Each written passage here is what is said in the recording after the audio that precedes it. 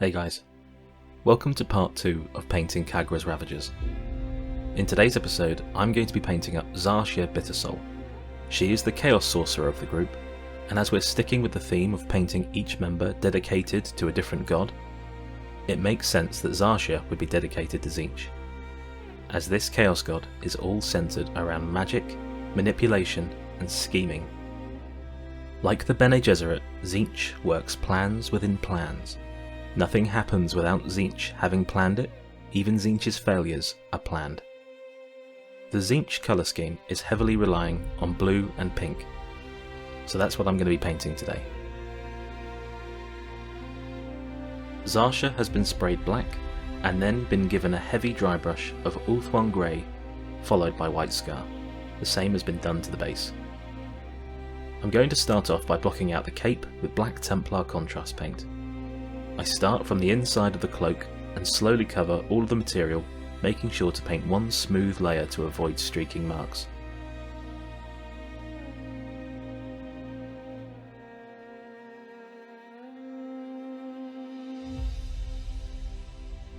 I continue with black Templar contrast paint and apply this to the lower sections of the inside robe. I paint this carefully so that I don't get the paint on any of the other surfaces.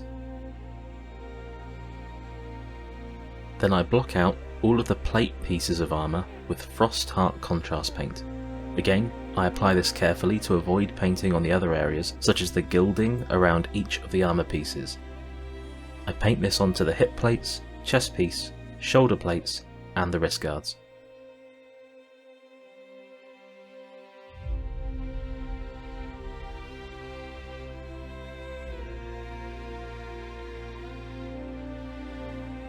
Then I go to Asurmen Blue contrast paint and apply this to all the dark recess areas of each piece that we've painted with Frostheart, such as the side sections of the chest armour, the underside of the wrist guards, and essentially any piece that would be covered in shadow.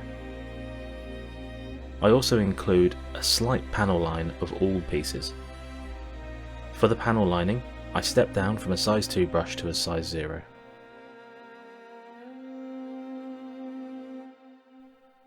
Next up is the fur shoulder cloak. I paint this with Snakebite leather all over. Once fully covered, I paint her little pouch attached to her waist in the same colour.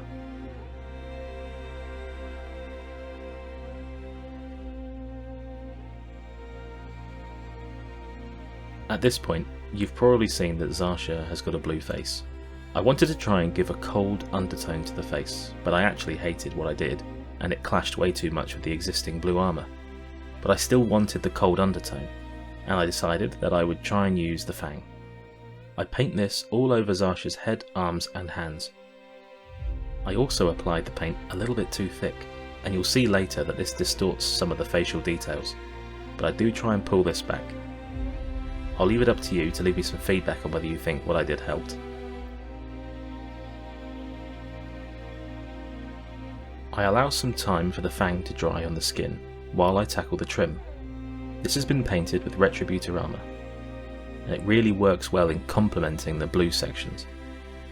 But it does clash a bit with the fur cloak, but I didn't think it clashed enough to repaint the cloak a different colour.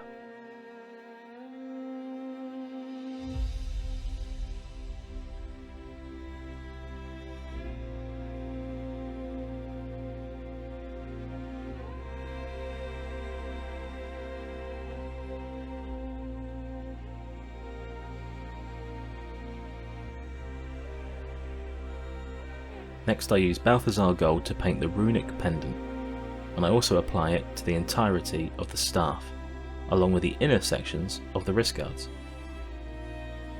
Now while you watch me slowly paint this staff, I want to ask a question. I'm after some feedback. These videos don't get a lot of views, which is fine, as this is really just meant to be an extension of the hobby for me. But I do want these videos to be watchable. What are some things that you don't like about them? Do I cut sections too short, or not short enough? The Gorzag video was about an hour long, and I've really tried to cut these down to be under 20 minutes. The feedback's really appreciated.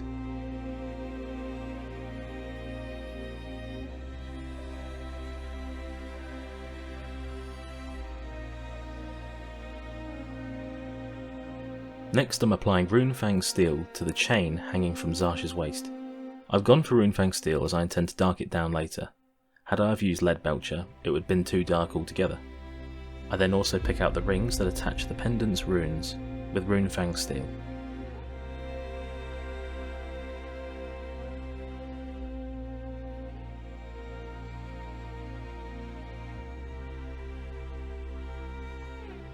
Doombull Brown is then painted onto the tassels that are hanging from Tzeentch's waist. Yet another piece that I'm having to repaint. Purple would have just clashed way too much with the existing blues and blacks, and going for Doombull Brown added a good bit of contrast to these pieces, which helped break up the model. Once I'd finished the model, I actually checked the box art, and these were meant to be pieces of parchment or script. It probably would have looked much better if I'd just done that.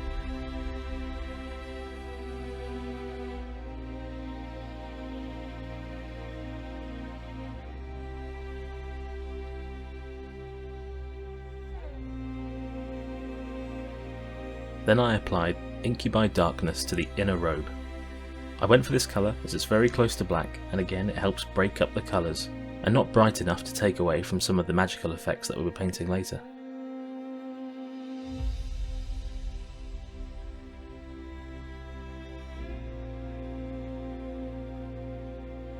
Now I'm just doing a little bit of clean-up on the cloak. Some of the black was a bit patchy, and it was a section that should be in shadow. So I end up actually painting these sections Abaddon Black into all of the cloak's deepest recesses. Then while the paint is still wet, I use Khagras Black to do a large highlight on the raised sections of the cloak. And again, while that's still wet, I use Dark Reaper to do a much thinner highlight down the middle of the sections painted in Khagras Black.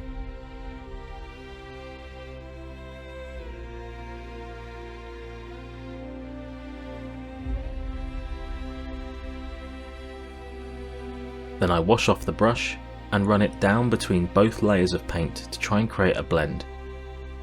This process was done all over the sections of the black cloak.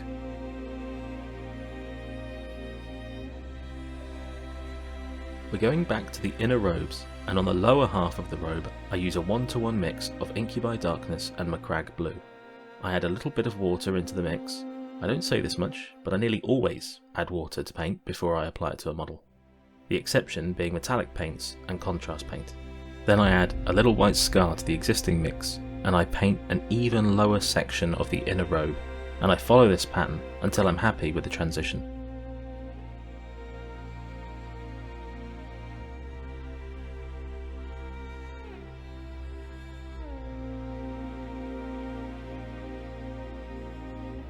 Again, while that paint is still wet, I add more white to the same mixture and paint an even lower section of the inner robe.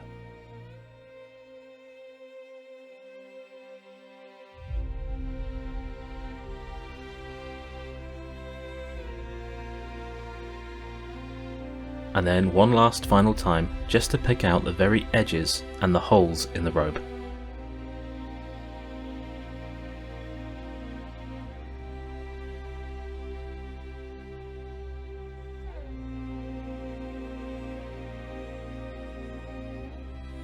Now we're going to move back towards the top of the model, starting with Skeleton Horde all over the horns.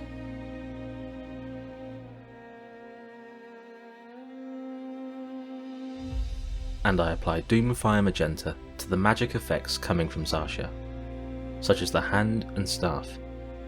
I apply this all over those sections and add a bit to the surrounding features too, like the ring of the staff and some of the bracer on the wrists that's holding the flame. I went for Doomfire Magenta as it's one of the best contrast paints available. It comes out super bright and it really pops. Plus, it gives us the pink aspect of Tzeentch.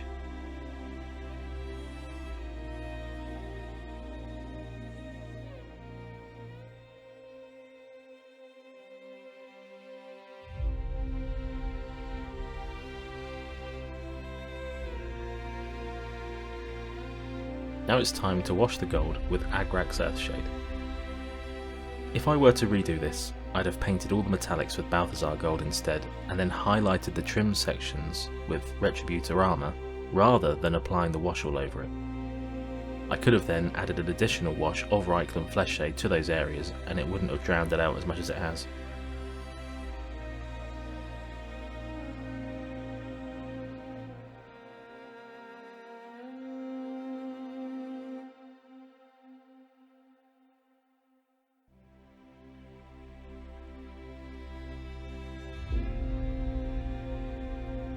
Next I go back to the silver chain on Zarsha's waist and paint it with black Templar contrast paint.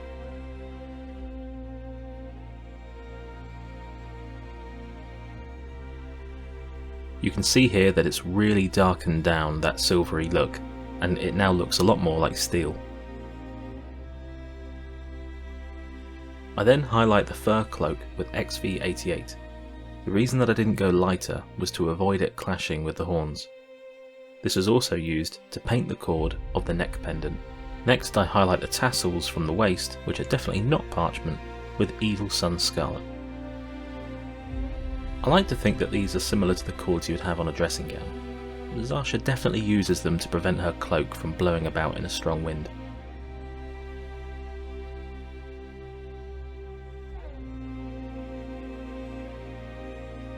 Then I go back to the chain on Zarsha's waist and apply Stormhost Silver to the very tops of those metal rings to make it look as if they were shining in the light.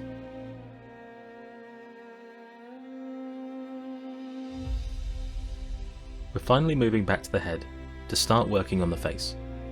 Starting with a thin mix of Russ Grey and water, I block out all of the areas that I want to be brightest, such as the dome, brows, nose and cheekbones.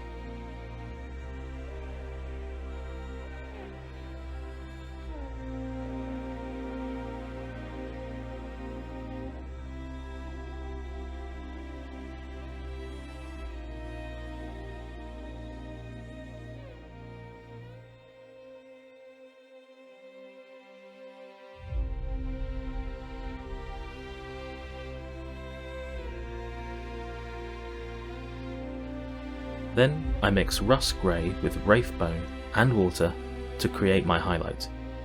This is then applied in the same areas but to a more concentrated section.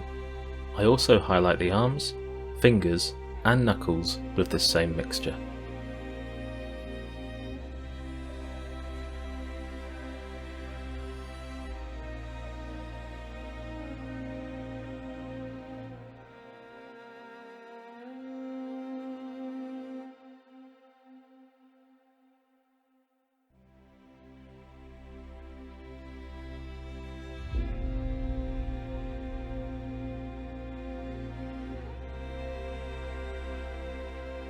Here, I try and rescue the eyes. I've dotted them with white scar, but they're not defined very well due to how many coats of paint have been put on the face. So, I use Doomfire Magenta to carefully paint over the white and the sections around the eyes to try and give off a glow.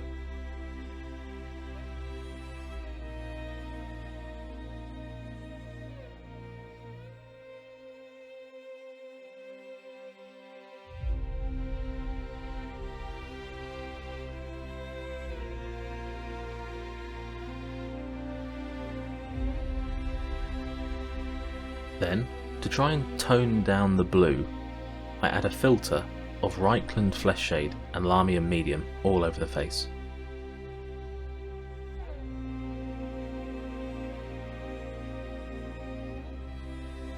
With the filter applied, I felt I was finally starting to get this model to look how I originally envisioned it. Up until this point, I thought I'd need to strip and start again. We're not quite done with Zarsha yet, but I'm going to move on to the base. One of the benefits of these Pushfoot Underworlds minis is that you don't need to glue anything. I still usually glue the main body, but I don't glue the base. Similar to the previous video, I'm using Aggaros Dunes to paint the dirt sections of the base, Black Templar to paint the rubble, Skeleton Horde for the small bone, and then Doomfire Magenta to paint the Chaos icon on the ground.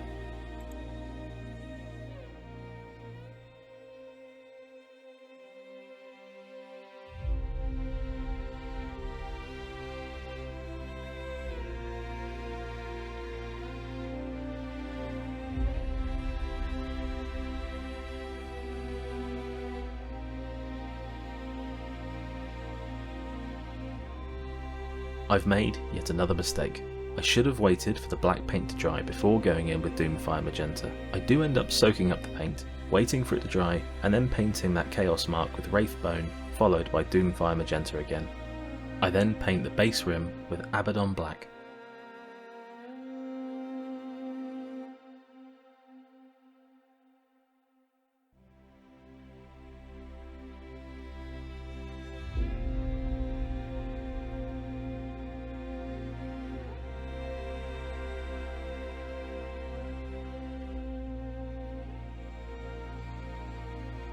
While filming this, I was in the Nat1 Videos hobby hangout channel. I asked for a bit of feedback from Earthman Brick, a YouTuber who does a lot of terrain crafting. His channel is linked in the comments. He suggested adding some more definition to the magic effect by painting a green into the recesses. So, to give it a go, I used Pterodon Turquoise, then highlighted the tips of the flames with White Scar.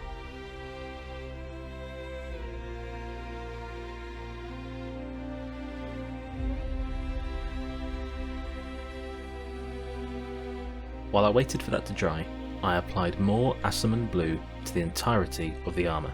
This paint was mixed with contrast medium to ensure that it wouldn't overpower the previous colour and would work more as a wash, just an additional filter. And now that the paint on Zarsha's hand has dried, I apply the final layer of Doomfire Magenta.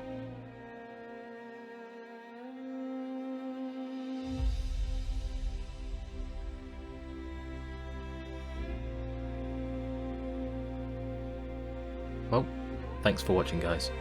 This was a strange model to paint. I seem to have had a lot of lows getting through this one, way more than any model I've ever painted. It might have just been an off day, but who knows. If you enjoyed it, please give the video a like, consider subscribing, and let me know what content you'd like to see here. We've got 2 more of these to go, and I think you're going to like them. I certainly do. The next one is my particular favourite. Thanks, and bye bye.